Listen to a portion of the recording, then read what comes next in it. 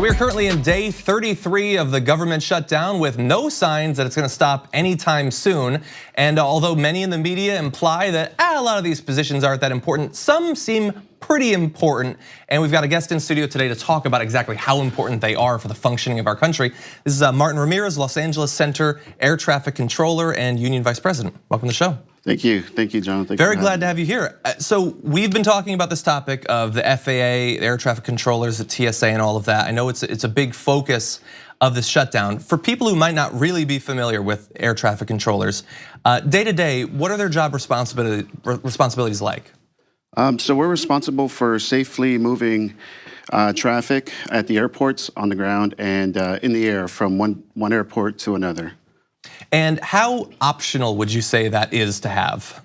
It's not optional at all. It's definitely required. We're here for a reason, and yeah, definitely a critical job. And I'm assuming at some of these airports, you're probably talking about huge amounts of traffic. Absolutely. For us in the Southern California area, we have LAX, one of the busiest airports in the nation, and San Diego, also one of the busier airports. And so just to be clear for those who might not have been following the shutdown too much, as of right now, the air traffic controllers, how have they been affected by the shutdown in terms of pay, in terms of job requirements, having to come in, all of that? So we haven't gotten a paycheck. 2 weeks ago, we got a $0 paycheck. We got a pay stub that showed $0.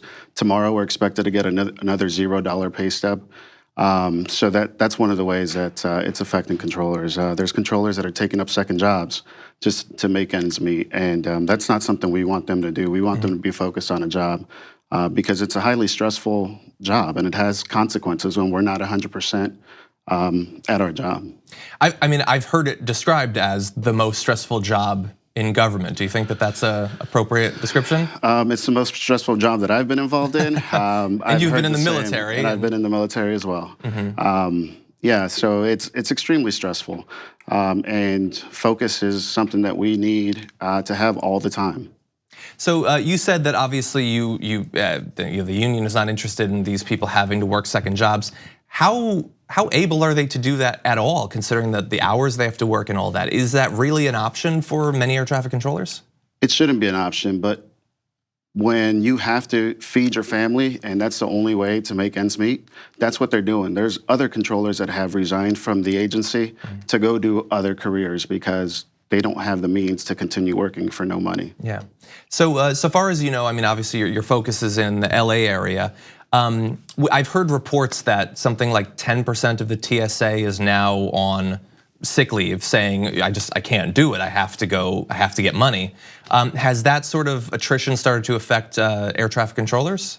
So our sick leave rate hasn't gone up. I get the numbers for our sick leave usage at Los Angeles Center, LAX, at SoCal, and Las Vegas as well, and they're not.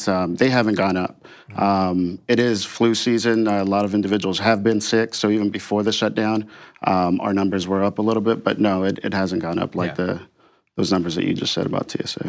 And yeah, I think we should just stop for a second. That is incredibly admirable. That you would go, like, now we're right on the verge of a second paycheck, no pay. And apparently it has not affected them. Obviously they must have a very good idea of how essential their job is, how important it is to protect the safety of so many flyers and everything. So they deserve an incredible amount of credit for continuing to show up at all. I appreciate that, and we're professionals. We're air traffic control professionals. We're professionals of what we do, and we take our job, we have pride in our job, and that's why we continue to show up day to day. And when we have to come in for overtime, even though we're not getting paid, we're taking those phone calls because we look out for each other. We know that the person next to me will be working alone if I don't come in, if I'm not there. And that's not something that we can have. So one of the things that I've tried to focus on in my reporting about the shutdown is the various ways that this is not just something that once it's over, everything's back to normal. Like we've talked on the show about people who are going into debt, having to take out loans and things like that. Their credit is being affected, which means that even once they get their pay, they're not back to where they were at beforehand.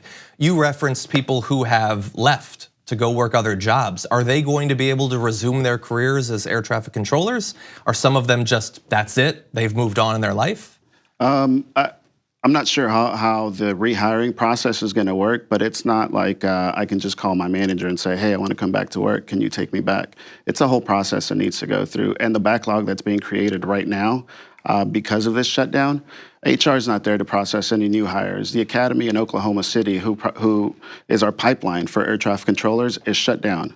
That's 500 students that were there that were supposed to be our relief is shut down. We're already at a 30-year low in staffing in air traffic, and every year it just gets worse. Every year is the worst year of staffing, and that's not something that we can continue to sustain. Yeah. And this shutdown is just making that even worse. And my fear would be that after, there's 800,000 workers being affected by the shutdown. There's an entire country watching that.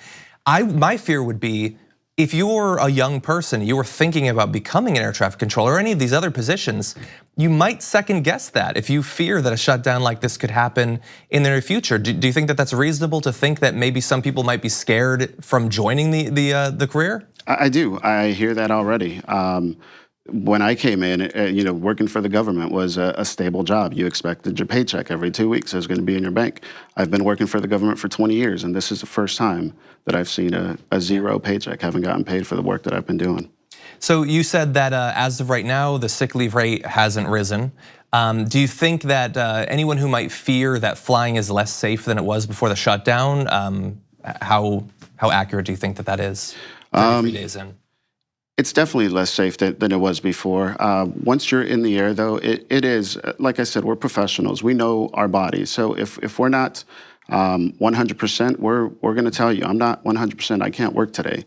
Mm-hmm. And what that does, it affects the time of the aircraft. The departure time may have been at 1 o'clock. Now it may be at 1:30 because we have to slow down the system a little bit because we don't have the bodies in the chair to move those airplanes.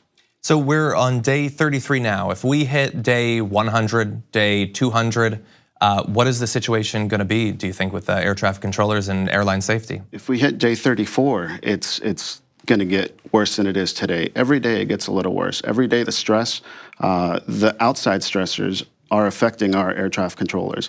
And these are individuals that need to be 100% right 100% of the time. They need to be 100% mentally focused 100% of the time. And that is harder and harder to do with every day of this shutdown. And I know that the president throughout this has been referring to saying that this shutdown is about a crisis at the border. Is it now, or will it soon be accurate to describe our situation with airline safety as a crisis? It's definitely getting to a point where our system is not as safe as it was before the shutdown. And I don't want that. Nobody in America wants that. It's $1.5 trillion economy that air traffic helps with.